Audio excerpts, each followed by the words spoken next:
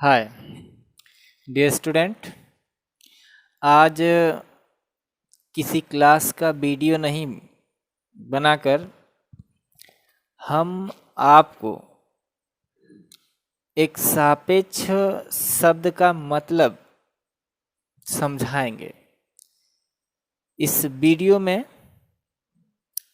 हम बात करेंगे कि सापेक्ष शब्द का मीनिंग क्या होता है, जैसे सापेक्ष विस्थापन, सापेक्ष वेग, सापेक्ष त्वरण, ये सब क्या होता है, इसके बारे में डिटेल में डिस्कस करेंगे इस वीडियो में। ठीक है बेटा, आइए समझते हैं। तो सापेक्ष का सीधा सीधा मतलब होता है बेटा कि दो वस्तुएं यदि दी गई हैं तो उन दोनों वस्तुओं में कौन सी गतिशील है और कौन सी विराम में है। जैसे फॉर एग्जाम्पल के लिए हम आपसे यदि पूछें कि मान लीजिए कोई दो वस्तु है, एक का नाम हम फॉर एग्जाम्पल के लिए ए दे देते हैं और एक का नाम हम बी दे देते हैं। ठीक है बेटा, ये जो ए वस्तु है ये पूर्व दिशा में, इस दिशा में 10 मीटर प्रति सेकेंड के वेग से गतिमान है और बी कोई दूसरी वस्तु है जो ए वस्तु को देख रही है। बी कोई दूसरी वस्तु है जो ए को देख रही है। वस्तु के प्लेस पर हम इसे व्यक्ति ही मान लेते हैं। ए कोई व्यक्ति है और बी कोई अन्य व्यक्ति है।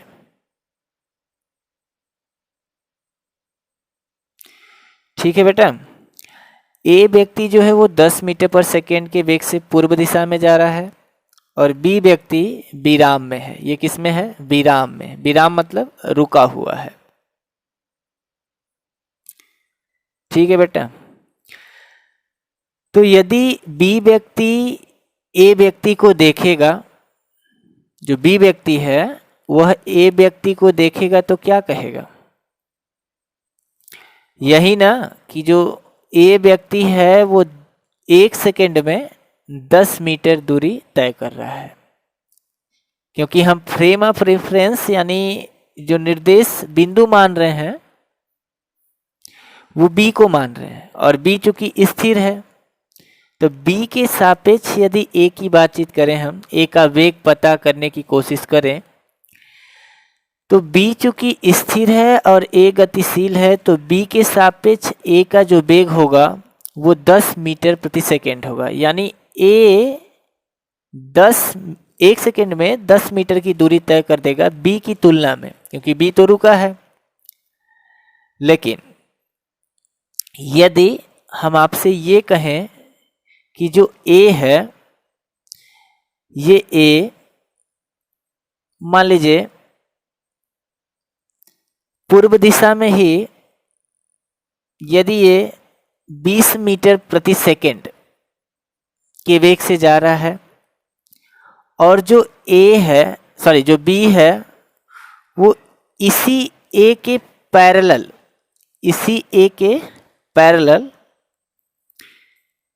5 मीटर प्रति सेकेंड के वेग से जा रहा है, सेम डायरेक्शन में जा रहा है। मतलब पूर्व दिशा में यदि ए जा रहा है 20 मीटर पर सेकेंड के वेग से तो बी भी ए के समांतर पूर्व दिशा में ही 5 मीटर प्रति सेकेंड के वेग से जा रहा है। ठीक है बेटा, तो यदि हम अब आपसे यदि पूछें कि जो ये बी वाला व्यक्ति है, यदि यह व्यक्ति ए वाले व्यक्ति को देखेगा तो क्या अब भी ये बोलेगा कि जो ए वाला व्यक्ति है वो 20 मीटर पर सेकेंड के वेग से जा रहा है? तो जवाब आएगा जी नहीं। जो बी वाला व्यक्ति है वो ए वाले व्यक्ति के तुलना में 20 मीटर पर सेकंड के वेग से अब नहीं जा रहा है। क्यों जी? आप कहेंगे सर क्यों? क्योंकि 1 सेकंड में यदि ए 20 मीटर प्रति सेकंड का 20 मीटर की दूरी यदि तय कर रहा है 1 सेकंड में, तो ठीक 1 ही सेकंड में ए भी तो 5 मीटर की दूरी तय कर रहा है। तो यहाँ पर यदि बी की रिस्पेक्ट में यानी बी के सापेक्ष हम ए का वेग की तुलना करें तो यहाँ पे आ जाएगा बेटा 20 minus 5 is equal to 15 metre प्रति सेकेंड। ऐसे कॉमन सेंस से देखो ना आप, जो बी है वो यहाँ है और ए आपका पहुंच गया है यहाँ। तो जब ये यहाँ से ताकेगा, बी वाला ए वाले को ताकेगा, तो जो बी वाला होगा वो देखेगा कि ए वाला हमसे कितना दूर गया है। यदि हम इसे स्टार्ट यहाँ से करते हैं जहाँ से ये चल रहा है, समझने की कोशिश करिएगा। ये बी वाला है और ये 1 सेकेंड में यहाँ जा रहा है, 5 मीटर की दूरी तय कर रहा है, और ये जो है 1 सेकेंड में 20 मीटर की दूरी तय कर रहा है। ठीक है बेटा, तो बी इतनी ही दूरी तय कर रहा है, यहाँ तक आ रहा है, जबकि ये यहाँ चला जा रहा है। तो जब यहाँ से ये बी वाला इस ए वाले को देखेगा तो ए वाला तो यहाँ रहेगा ना। अब इन दोनों के बीच जो दूरियों का अंतर होगा, जो विस्थापन का अंतर होगा, वो कितना होगा बेटा? बी वाला यही ना कहेगा ए वाले से कि ए वाला हमसे 15 मीटर आगे है, कहेगा कि नहीं? क्योंकि बी वाला तो यहीं रुक जाएगा और ए वाला थोड़ा 15 यहाँ तक चला गया आगे, क्योंकि दोनों पैरेलल चल रहे हैं। यदि ये 5 है तो ये भी 5 ही रहेगा। समझ पा रहे हो? तो अब यहां तो दोनों ए और बी एक ही दिशा में एक दूसरे के पैरेलल जा रहे थे। तो जो सापेक्ष वेग हम निकाल रहे हैं, किसी भी चीज का सापेक्ष वेग यदि निकाला जाएगा, जैसे बेटा हमने यहाँ कहा कि बी के सापेक्ष ए का वेग, हमने यही बोला ना, बी के सापेक्ष ए का वेग। इस बात का मतलब होगा बेटा कि जिसके साथ सापेक्ष शब्द लगा रहेगा, जिसके साथ सापेक्ष शब्द लगा रहेगा, उसे पहले वाले में से घटा देते हैं। इस बात को मैं ऐसे भी लिख सकता था कि ए का वेग बी के सापेक्ष, समझ रहे हो? तो हम इसे लिखेंगे ए का वेग माइनस बी का वेग, ए का वेग माइनस बी का वेग। ये सापेक्ष में माइनस आता है बेटा। तो ए का वेग बेटा 20 है और बी का 5 है, कितना आ जाएगा? 15 मीटर प्रति सेकेंड। यानी जो बी वाला होगा उससे जस्ट 15 मीटर की दूरी पर या 15 मीटर आगे होगा ए वाला। लेकिन यदि थोड़ा सा सिचुएशन बदले कि ए बेटा जा रहा है इधर, ए जा रहा है इस साइड में, मान लीजिए 15 मीटर प्रति सेकेंड के वेग से ये पूर्व दिशा में जा रहा है ए, और जो बी है, ये बी ये पश्चिम दिशा में जा रहा है, ये पश्चिम दिशा में जा रहा है, मान लीजिए 2 मीटर प्रति सेकेंड के वेग से। बी पश्चिम दिशा में जा रहा है 2 मीटर प्रति सेकेंड से, और ए पूर्व दिशा में जा रहा है 15 मीटर प्रति सेकेंड के वेग से। तो यदि हम ये पूछें आपसे कि यदि बी के सापेक्ष ए का वेग आप बताइए, बी के सापेक्ष ए का वेग क्या होगा? क्योंकि बी अब तो पश्चिम दिशा में जा रहा है और वेग वैसे भी सदिश राशि है, ये आपको पता होगा ये बात, और ए पूर्व दिशा में जा रहा है 15 मीटर पर सेकेंड से। तो यदि अब हम आपसे पूछें कि बताइए बी के सापेक्ष ए का वेग क्या होगा या ए के सापेक्ष बी का वेग क्या होगा, हालांकि इन दोनों का परिमाण तो सेम आएगा बट दिशाएं विपरीत आएंगी।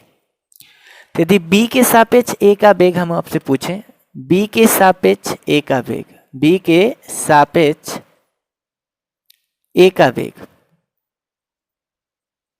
ए का वेग,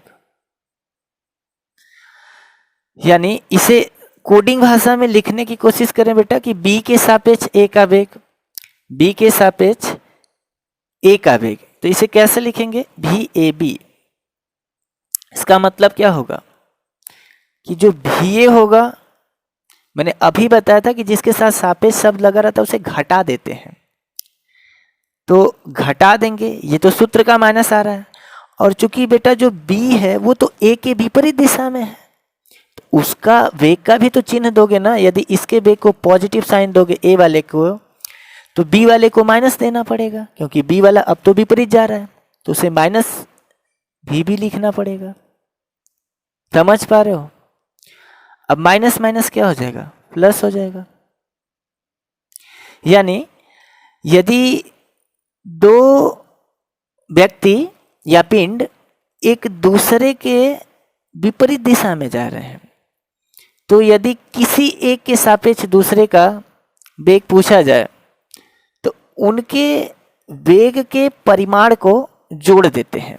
यानी बी के सापेक्ष यदि ए का वेग पूछेगा तो ए का वेग में बी का वेग जोड़ देंगे, यानी ए का 15 है और बी का 2 है, अर्थात 17 मीटर प्रति सेकेंड बी के सापेक्ष ए का वेग आ जाएगा।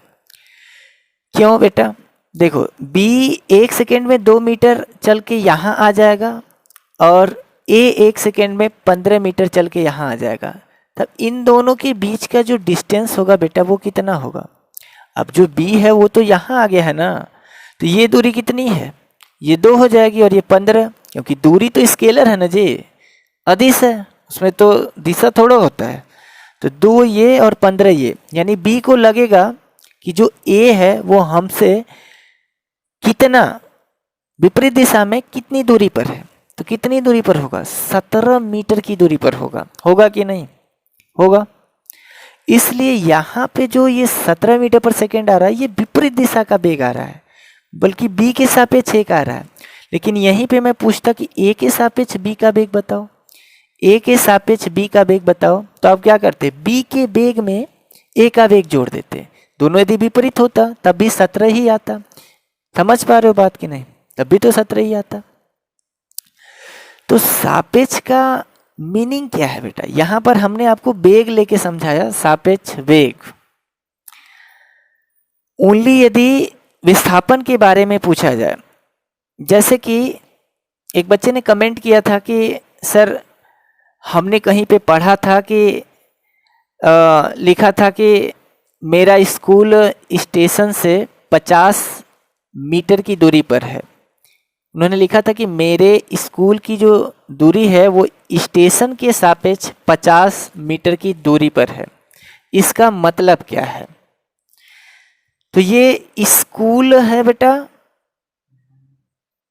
ठीक है, ये स्टेशन था।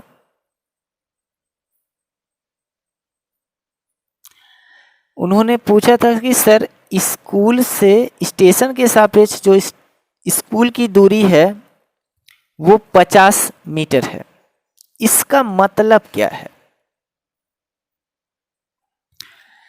तो यदि स्टेशन के सापेक्ष स्कूल की दूरी 50 मीटर दिया है बेटा, तो हालांकि दोनों चीजें यहाँ पे विराम में ही है। यदि किसी फ्रेम ऑफ रेफरेंस कोई दूसरा ले लें, जैसे हमें ही बीच में हम आ जाते हैं, फॉर एग्जाम्पल कोई व्यक्ति आ जाए जो कि रुका हुआ है, अब यदि ये व्यक्ति इस स्टेशन को देखेगा तो भी विराम में है, स्टेशन चलेगा थोड़ो, और जो स्कूल है इस व्यक्ति के सापेक्ष जो स्कूल होगा वो भी विराम में होगा। होगा कि नहीं होगा?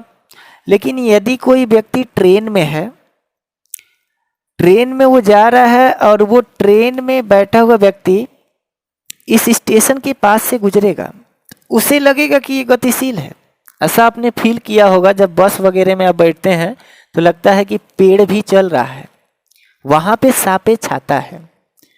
तो वहां पे पूछा जाता है कि किसके सापेक्ष किसका वेग, बस के सापेक्ष जो पेड़ पालव है उसका वेग, या पेड़ के सापेक्ष बस का वेग। ठीक है, तो यहाँ पे ये जो लड़का है यदि ये विराम में है तो इसके रिस्पेक्ट में जो स्टेशन है वो भी विराम में है और स्कूल भी विराम में है। लेकिन कोई ज़रूरी नहीं कि एक व्यक्ति यदि विराम में है और वो वस्तुओं को देखे तो वो बताए कि वस्तुएं विराम में है। तो आप मान जाएंगे कि वो विराम में ही है। कोई ज़रूरी थोड़ो है, कोई दूसरा ऑब्जेक्ट भी हो सकता है जिसके सापेक्ष आप इन वस्तुओं को देखेंगे तो वो गतिशील दिखाई देंगी। समझ पा रहे हैं? देखिएगा, तो इसका मतलब क्या है कि स्टेशन से स्कूल की जो दूरी है 50 मीटर है। इसका सीधे सीधे मतलब होगा बेटा कि स्टेशन को यदि हम विराम में मान लें, क्योंकि जो भी स्कूल वगैरह बनाया गया होगा स्टेशन से दूरी पर ही बनाया जाएगा। स्टेशन के सटा के थोड़ा बनाया जाएगा स्कूल, स्टेशन से कुछ न कुछ दूरी होगी। तो स्टेशन से स्कूल की जो दूरी 50 है वो स्टेशन के सापेक्ष है। अर्थात वहाँ पे इस प्रश्न का ये मतलब है कि एज ए स्टेशन को उसने फ्रेम ऑफ रेफरेंस मान लिया है। मतलब निर्देश तंत्र इसको स्थिर मान के इसे बनाया गया है, क्योंकि स्टेशन एक बार फिक्स हो जाएगा तो वो नहीं ना बदलेगा जी, उखाड़ के फेंक थोड़ा दिया जाएगा उसे, वो स्थिर रहेगा। और वहाँ से जो स्कूल की दूरी होगी वो फिक्स होगी 50 मीटर, ये नहीं बदलेगा। यानी स्टेशन से स्कूल की दूरी कितनी है? 50 मीटर। सीधे सीधे स्टेशन के सापेक्ष स्कूल की दूरी, स्कूल की दूरी में से आप स्टेशन की दूरी घटा देंगे, स्कूल की दूरी में से स्टेशन की दूरी घटा देंगे। मानेंगे कहाँ से बेटा? तो मूल बिंदु तो यही होगा, यहीं से काउंटिंग करेंगे। तो यहाँ से 50 है तो स्कूल की दूरी होगी 50 माइनस स्टेशन की दूरी, स्टेशन तो वही है तो 0 रहेगा। कितना आ गया? 50 मीटर। होपफुली आशा करता हूँ कि आपको ये सापेक्ष शब्द का मीनिंग समझ में आ गया होगा। यदि कोई अन्य डाउट भी होगा तो आप कमेंट बॉक्स में शामिल जरूर करें। Thank you.